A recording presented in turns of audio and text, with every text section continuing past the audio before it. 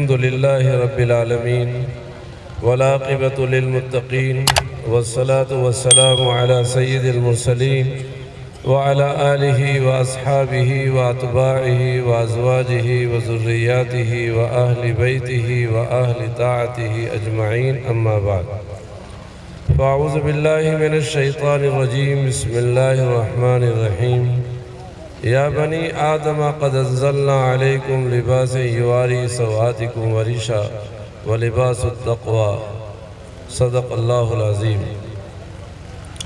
معزز اور موقر علماء کرام، حاضرین اعظام، ابھی ہم اس فیض العلوم کے بچوں سے مکالمے اور تقاریر سن رہے تھے، اب اپنے اکابرین سے سنیں گے۔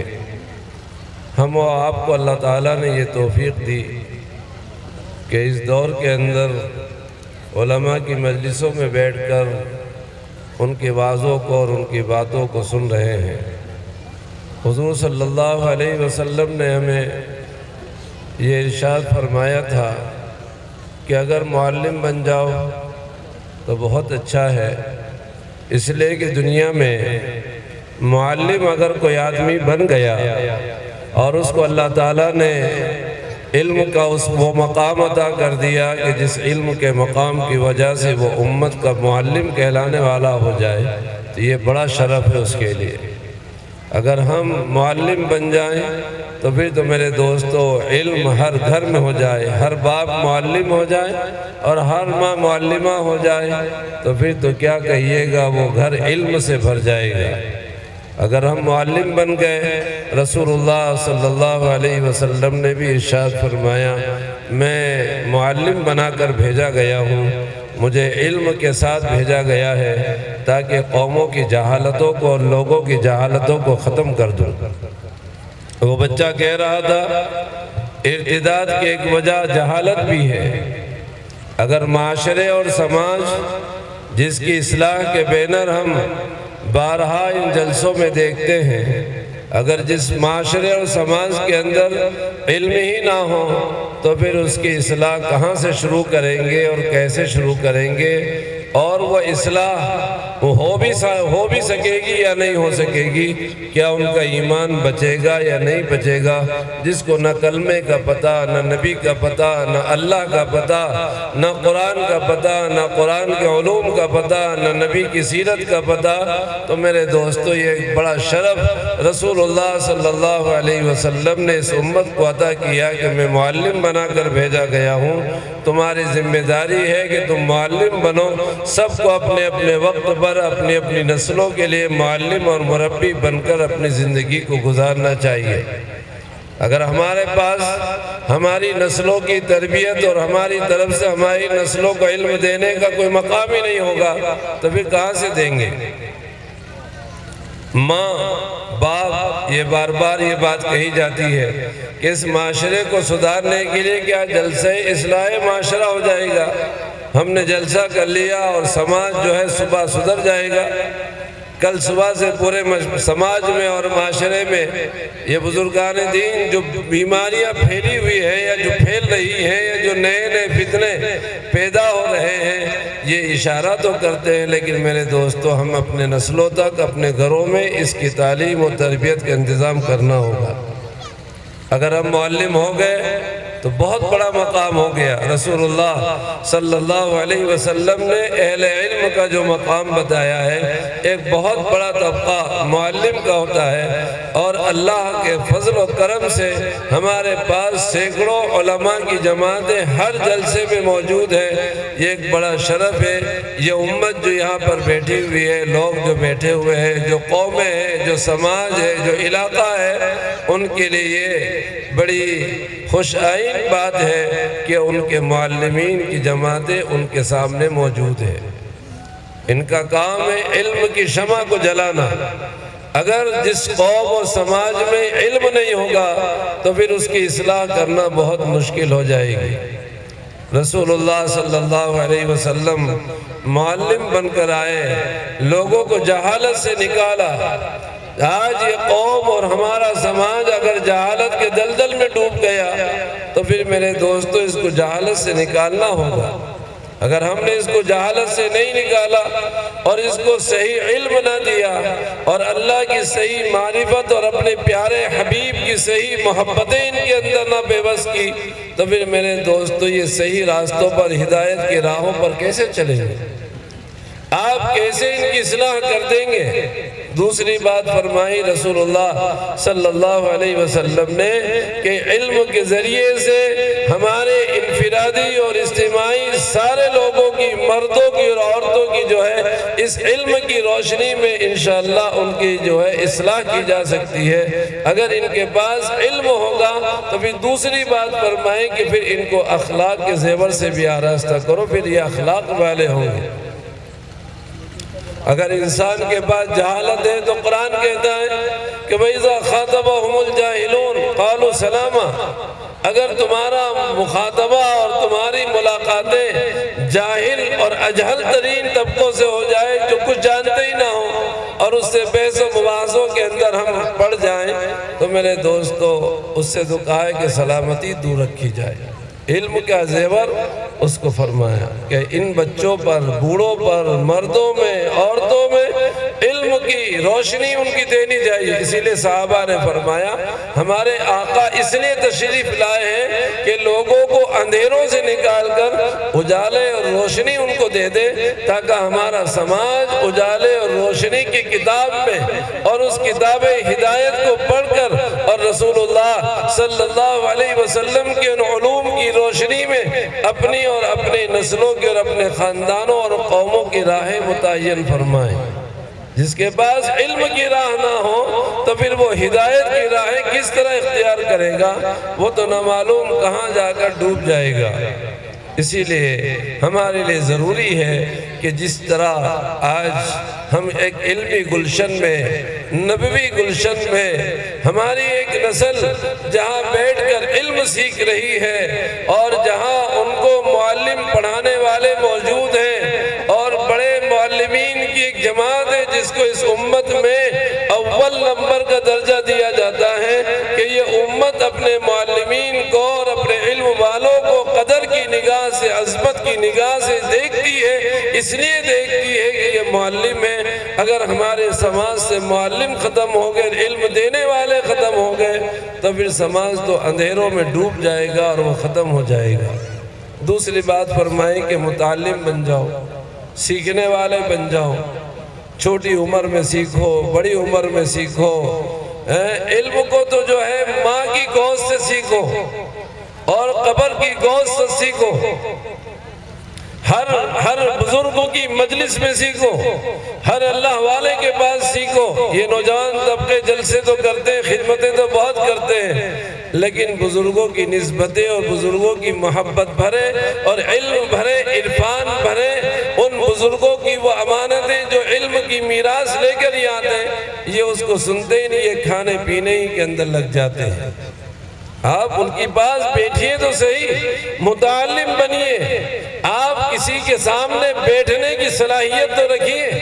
آپ معلم نہیں بن پائے تو یہ جو معلمین کا دیکھا ادھر اعلان ادھر اعلان، اوپر نیچے مجمع میں بہت سارے علماء، ائمہ اور معلمین موجود ہیں، تو آپ اپنا کم سے کم کسی کو معلم بنا کر متعلم تو بن جاؤ کہ کم سے کم آپ عقیدے کی، عمل کی، عبادت کی، معاشرے کی، معیشت کی، سماج کی جو تعلیم ہے نبی پاک صلی اللہ علیہ وسلم نے دی ہے اس کو سیکھ تو لو۔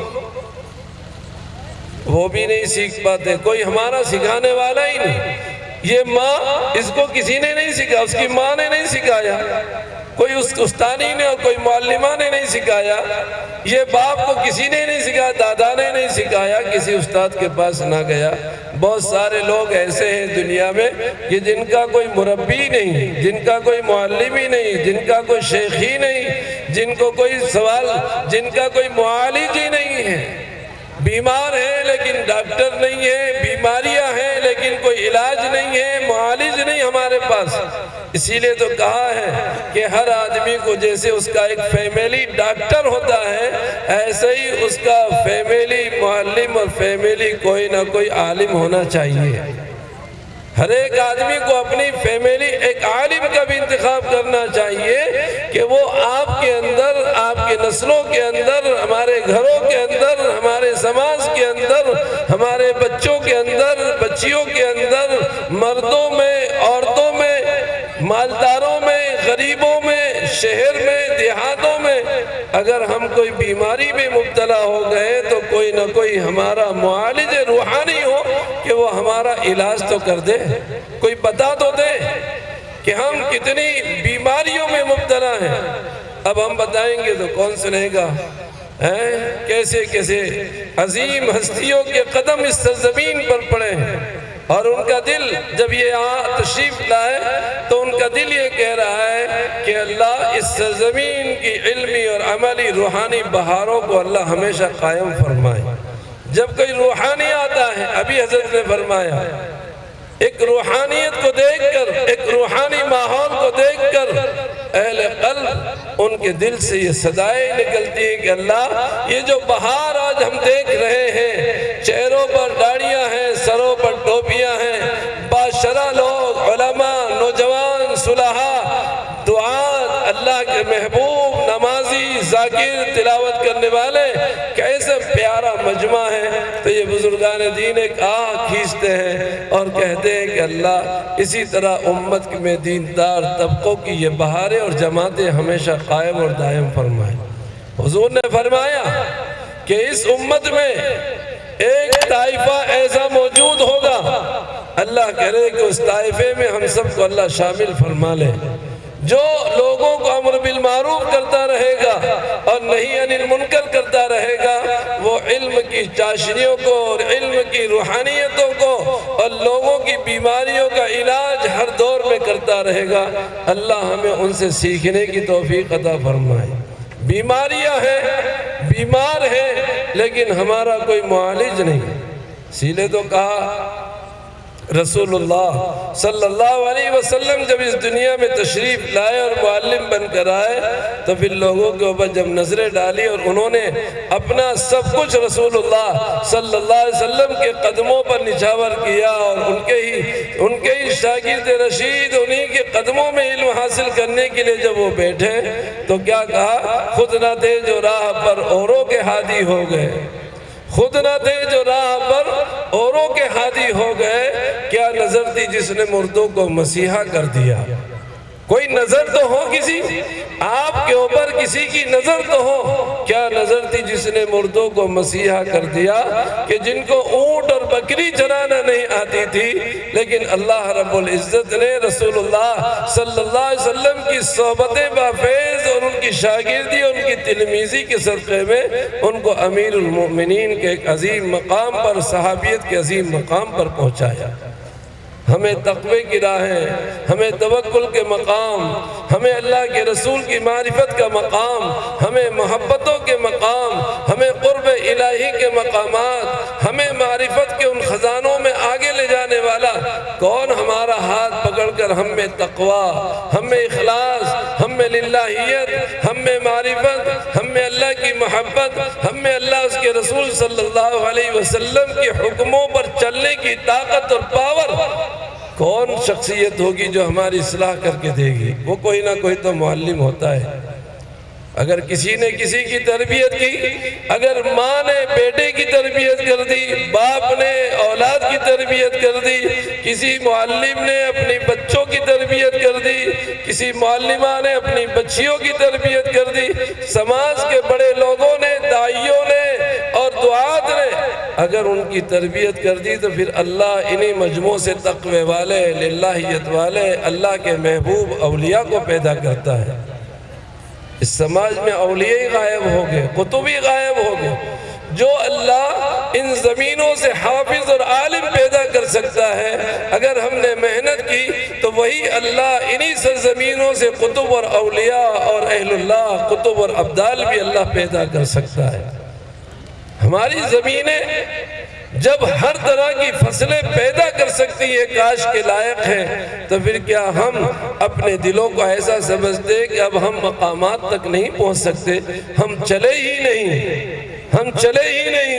ہم کسی کے پاس گئے ہی نہیں اصلاح کی بھیک مانگنے کے لیے، ہم اپنی اصلاح کے لیے ہم نے اپنے قلبوں کو پیشی نہیں کیا، اپنے دلوں میں حسد رکھا، انا رکھا، حب مال رکھا، حب جاہ رکھا، دنیا پرستی رکھی، نفس پرستی رہی۔ رسول اللہ صلی اللہ علیہ وسلم نے ارشاد فرمایا لا یؤمن احدکم حتی یکون ہواہ تبعا لما جئت، تمہارا ایمان کا کمال اور ایمان کے ان انوارات کے ان عظیم مراتب تک تم نہیں پہنچ سکتے جب تک کہ اپنی خواہشات کو اپنے قدموں کے نیچے تم کچل نہ دو۔ تو خواہشات کیسے چھوٹتی؟ حب مال کیسے ختم ہوگا؟ حب جاہ کس طرح مٹے گا؟ ہم اپنے آپ کو کس طرح مٹائیں گے؟ وہ تو مٹانے والوں کے پاس جانا پڑے گا، معالجین کے پاس جانا پڑے گا۔ اللہ کرے کہ ہم سب کو متعلم بنا دے، ان شیوخ کے قدموں میں، ان شیوخ کے ہاتھوں میں ہاتھ دے دے۔ کسی کے ہاتھ میں ہاتھ دینے کی ضرورت ہے، کسی کو اپنا روحانی معالج بنائے۔ یہ سماج جتنے اصلاح معاشرہ کی بات ہو تو کہاں سے شروع ہو؟ علم کے ذریعے سے اصلاح مدارس کر رہے ہیں، دعات عمل کے اعتبار سے اصلاح ہو رہی ہے، لیکن سماج کو باہر جا کر دیکھو، اس میں نئی نئی بیماریاں، نئی نئی مصیبتیں، نئے نئے رسم و رواج۔ ہم کہتے ہیں ہم ایک برات کو روکنے میں 33 سال ہو گئے ناکام ہوئے، برات تو ہم سے رکی نہیں، لیکن پتہ چلا ہلدی اور منگنی کی براتوں کی طرف ہی شروع ہو گئی۔ ایک چیز تو ہم روک نہیں پائے، لیکن جب دولت سماج کے بعد اس معاشرے کے پاس آ گئی، اور جب مالدار کا دماغ گھوم گیا، اور جب مالدار بے دین ہو گیا، اور جب مالدار بزرگوں کی چوکھٹوں سے الگ ہٹ گیا، اور جب مالدار نے اللہ والوں کی صحبتوں میں بیٹھنا بند کر دیا، اس کے مال نے اس کو ایسا گھمنڈ اور ایسا شہرت کا جذبہ دیا، اس کو ایسا ہوا کہ میرے دوستو اس نے عجیب عجیب چیزیں پیدا کر دی۔ ہم ایک برات کو روکنے کی باتیں کرتے رہے، نکاح مسجدوں میں ہو، لیکن پتہ چلا اب تو منگنی میں بھی کپڑے الگ آ رہے ہیں۔ ایک جگہ سے میں گزر رہا تھا تو دیکھا کہ وہ ٹینٹ بھی پیلا لگا ہوا ہے، کچھ بچے گھوم رہے تھے تو ان کے اوپر جو لباس تھے وہ بھی پیلا۔ تو میں نے کہا یہ پیلے پیلے کہاں سے آئے؟ کہا کہ یہاں ہلدی کے آج پروگرام تھا۔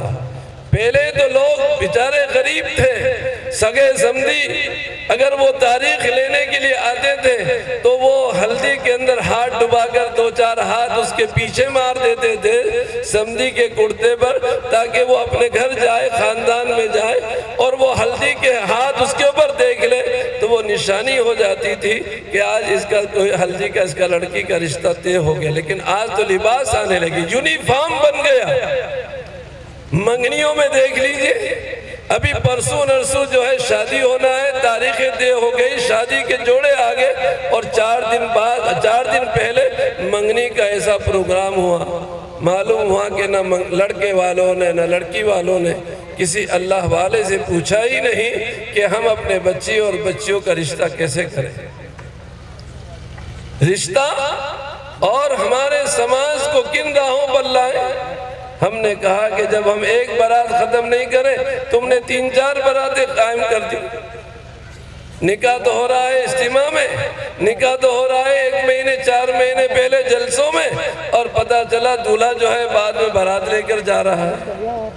ارے تیری برات کا بہانہ ختم، اب تو تو نے اللہ والوں کے سامنے بیٹھ کر اور کئی اہل اللہ کے بیچ میں بیٹھ کر تو نے اتنا مبارک نکاح قبول کیا ہے، اب تجھے برات کی کیا؟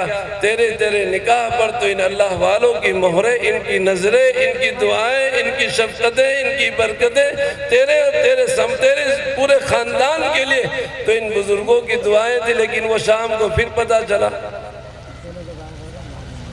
جب نکاح میں بیٹھا تو ایسی پگڑی، ایسا لگ رہا جیسے حضرت مولانا ابھی تشریف لائے داڑھی کے ساتھ، اور جب ریسپشن پہ بیٹھا تو اس کے کپڑے ایسے، اس کو یہ پتہ ہی نہیں ہے کہ وہ یہ جو لباس اس نے پہنا ہے ریسپشن پہ وہ لباس اپنا ہے کہ وہ غیروں کا لباس ہے، وہاں بھی شیروانی اپنی پہن سکتا تھا، وہاں بھی اپنی پگڑی پہن سکتا تھا، لیکن اس نے نہ معلوم کس کے لباس کو اتار لیا۔ جب آپ کسی کے پاس جائیں گے ہی نہیں، پوچھیں گے ہی نہیں۔ ہم کہتے تھے کہ بھئی نکاح تو ہو جائے، ہماری قوم کے اندر تو ہمارے پٹیل صاحب کہتے تو تیرا نکاح کرتے رہنا، ہم تو کھانا کھلا دیں گے۔ کھانا ہوا اور نکاح تو ہوا ہی نہیں، جھگڑا ہو گیا، کھانا گیا اور دلہا اور دلہن بھی گئے۔ اس سماج کو جو ہے آج اتنی چھوٹی سی بات نہیں، اور بھی معاملات ہے، اخلاق ہے، کردار ہے، تقوی ہے، للہیت ہے، اخلاص ہے، اللہ کے رسول کی محبت ہے، اللہ کا تعلق ہے، مقامات ہے، تزکیہ ہے، علم ہے، کتاب ہے۔ یہ بہت سارے مقامات تو ہم نے ویسے ہی چھوڑ دی، ہم تو ویسے ہی بیٹھ کے جلسوں میں بیٹھے۔ ماشاءاللہ کیا کہیے، مغرب سے پہلے دیکھا کہ روزے دار، اور شادی میں گئے تو ہم نے اسلام کے سارے روزے کو ہم نے چھوڑ دیا۔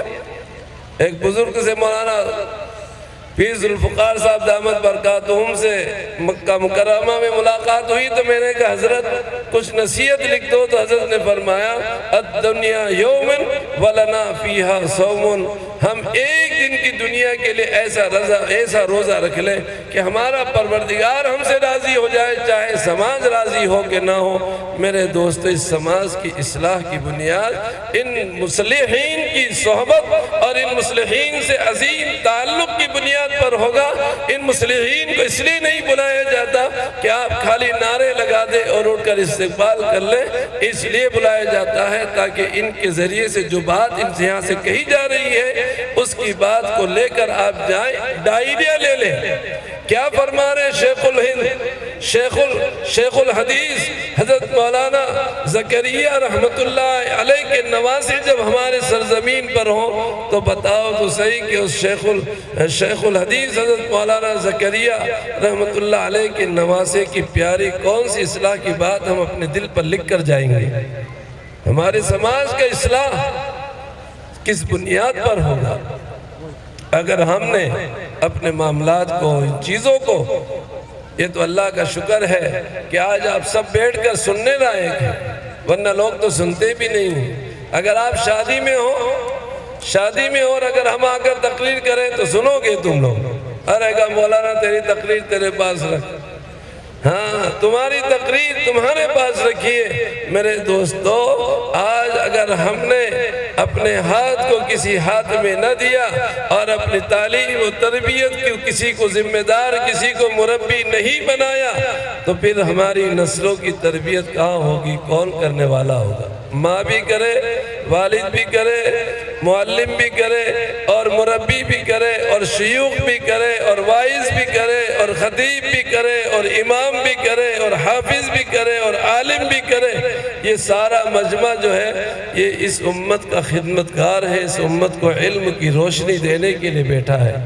اللہ کرے کہ ہم ان سے علم کی روشنی کسب فیض کر سکیں، یہ ہمارے دل اتنے نہ بگڑ جائیں کہ مائک کی اتنی مضبوط سے آواز اور دھنوں کے اوپر چیخ چیخ کر آپ سے کہا جائے اور دل کی زمین جو ہے اس کو اڑا دے۔ اس کان سے سنا اور اس کان سے ہم اس کو نکال دیں۔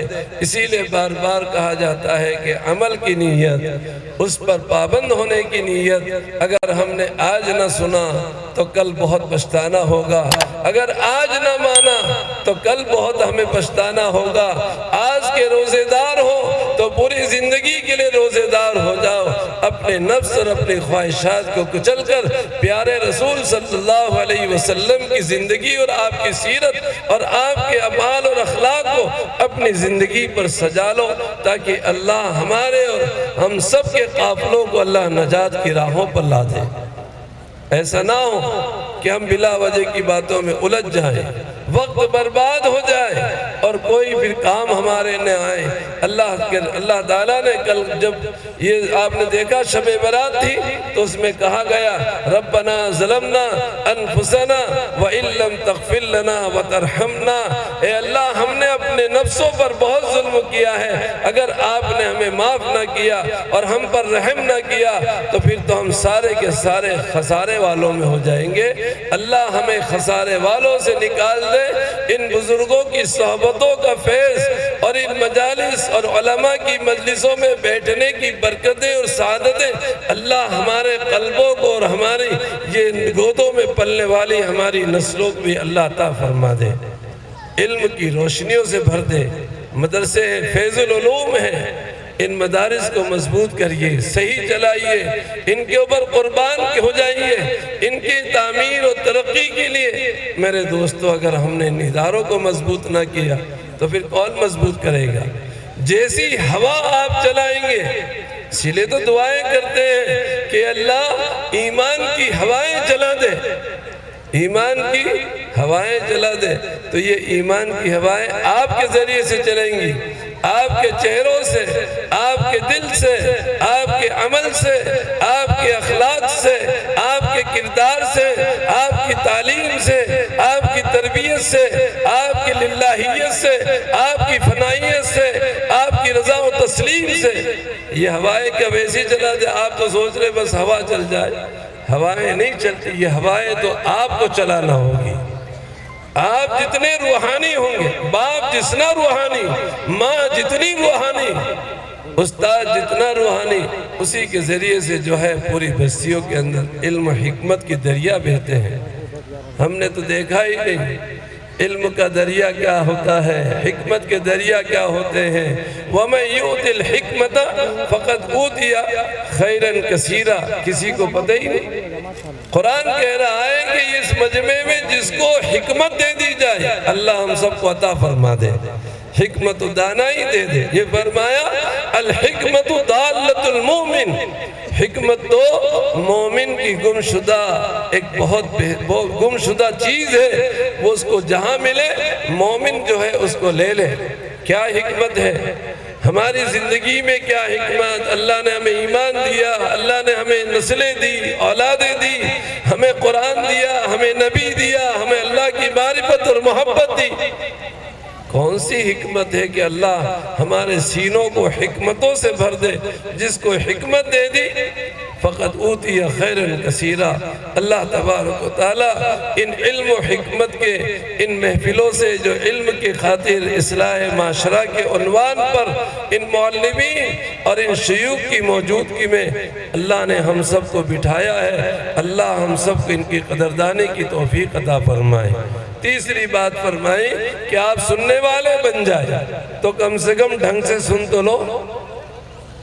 آپ سے پوچھیں گی گھر کی مستورات کہ حضرت کیا سن کر آئے، تو کہا ہمیں تو پتہ ہی نہیں کیا سن کر آئے، کیا کر آئے۔ آپ سننے والے، آپ سنیں گے تو کسی کو سنائیں گے نا۔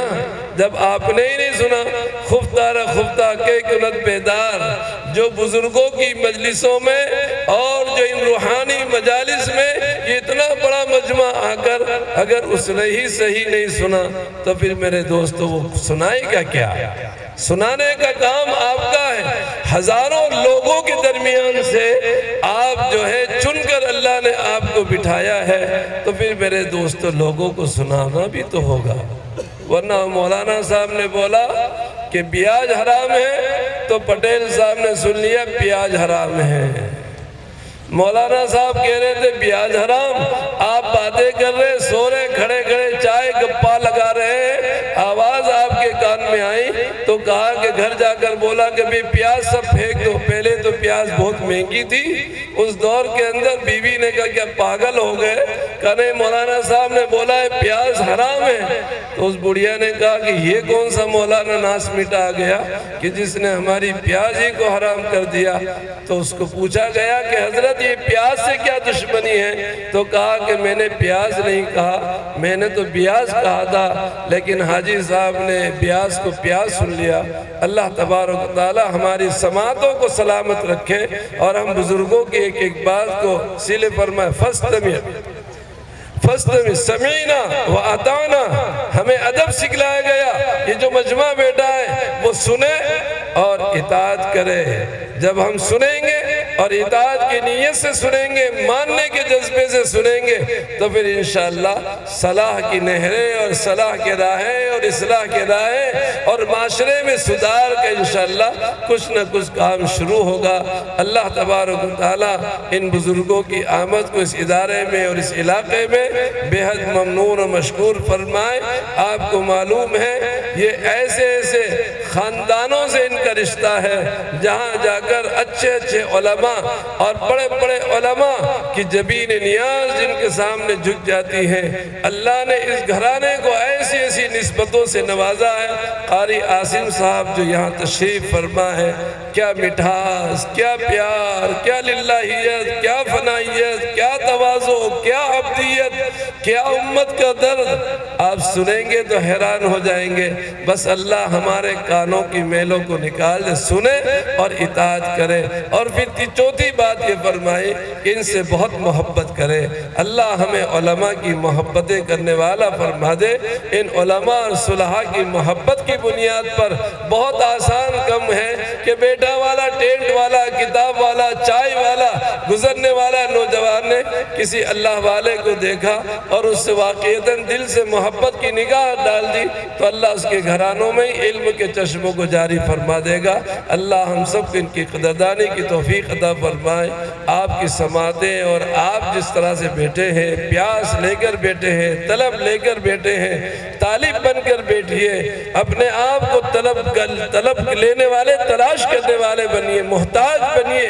ہمارے پاس کچھ نہیں، اور یہ جو ہے علم کے شہنشاہ، معرفت کے شہنشاہ، علم ظاہر اور باطن کے شہنشاہ، بزرگوں نے جن کی تربیت کی ہو اور بزرگوں کے نگاہوں نے جن کے اوپر اپنا سب کچھ ڈالا ہو، یہ یہاں پر موجود ہیں۔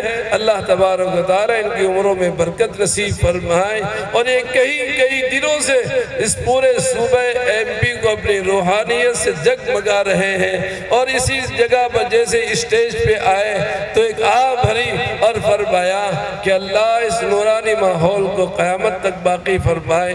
تو ایک اللہ والا جس ماحول کو نورانی کہہ دے، اللہ ان کی زبان کو ہمارے لیے پورا فرما دے کہ اللہ اس جگہ کو اور پورے علاقے کو نورانی ماحول سے بھر دے۔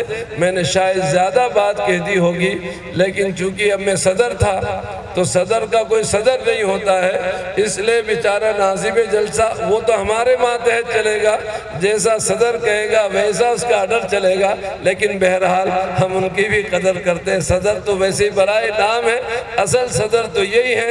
اللہ ان نوجوانوں کو جو بزرگوں کے لیے بچھے ہوئے ہیں، اور مولانا ابو طالب جیسی بڑی شخصیت کو، قاری عاصم صاحب جیسی عظیم روحانی شخصیتوں کو ان جوانوں نے، مولانا انور صاحب ان کی ٹیم نے یہاں بلا کر آپ کے سامنے پیش کر دیا، یہی اس پورے علاقے کے لیے بڑی سعادت اور برکت کا ذریعہ ہے۔ اللہ ان کی برکتوں سے پورے علاقے اور پورے ادارے کو مالا مال فرمائے۔ میں نے شاید زیادہ کہہ دیا ہوگا، اللہ تعالیٰ ان سے بھی میں چاہتا ہوں کہ یہ بھی مجھے معاف کر دے اور کھانا وانا کھلا کر بھیجے، ایسا نہیں ہو کہ نہیں مانا تو کھانا بھی نہیں کھلائے۔ اللہ خوب قبول فرمائے، برکتوں سے مالا مال فرمائے۔ آمین۔ وآخر دعوانا ان الحمدللہ رب العالمین۔